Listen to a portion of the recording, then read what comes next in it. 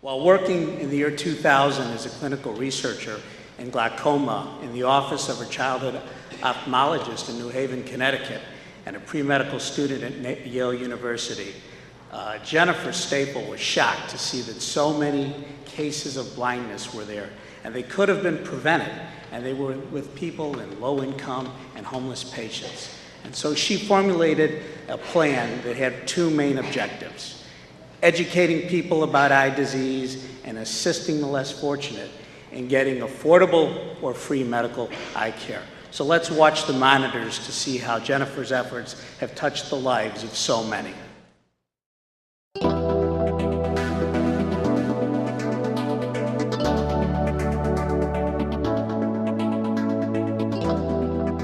This year, the Samuel S. Beard Award for Greatest Public Service by an individual 35 or under is given to Jennifer Staple.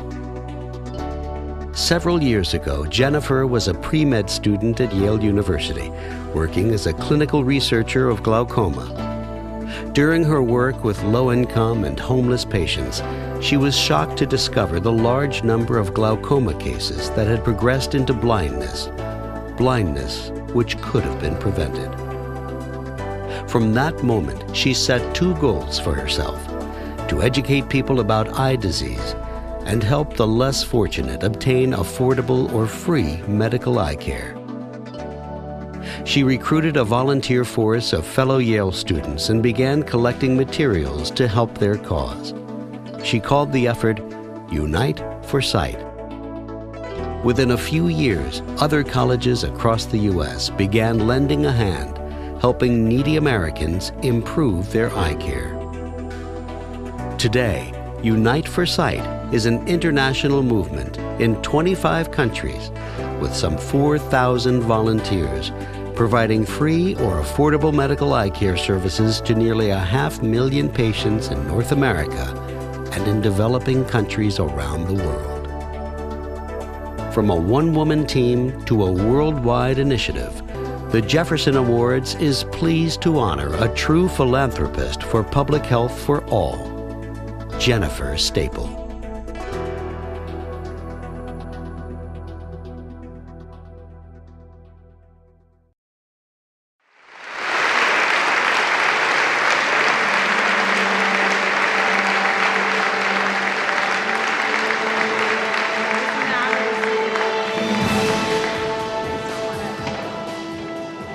Thank you so much. It is an honor to be receiving this Jefferson Award and a privilege to speak before you this evening. For those of us involved in public service, people are at the heart of our movement. We are driven by a vision of innovation, of social entrepreneurship, and a passion to achieve global goals and create a world that is better and with less suffering than today's. I'm personally driven by a passion to eliminate preventable blindness and to develop effective healthcare delivery systems. Nearly a decade ago, I met patients in Connecticut who had become blind from glaucoma because, though they had health insurance, they were not aware of the importance of going to an eye doctor regularly to prevent blindness. It was these patient stories that motivated me to found Unite for Sight in my dorm room at Yale in 2000. The organization began in New Haven, Connecticut, but I realized after 3 years that I needed to eliminate patient barriers on a global scale. 80% of blindness is preventable, and 36 million people worldwide are needlessly blind. The life expectancy of a blind person in a developing country is 1/3 less than that of their sighted peers, and 90% of blind people in the developing world are not able to work. Meanwhile, sight-restoring surgery, cataract surgery, costs about $50 on average in the countries where Unite for Sight works, and receiving quality eye care services should be attainable for all. Unite for Sight has provided eye care to more than 800,000 people throughout the world, including more than 23,000 sight-restoring cataract surgeries. We have programs in North America, international programs in Ghana, Honduras, and India, and an annual Global Health and Innovation Summit that brings together 2,200 people from 50 states and from 55 countries. It is the impact that Unite for Sight is making in each community that inspires me most. Unite for Sight supports eye clinics worldwide by investing human and financial resources in their social ventures to eliminate preventable blindness and barriers to eye care. All of these eye care programs are locally led and managed by local ophthalmologists. One of those clinics is in Tamale, Ghana, which is in the northern region. Dr. Seth Wanye is the only ophthalmologist for 2 million people in this region.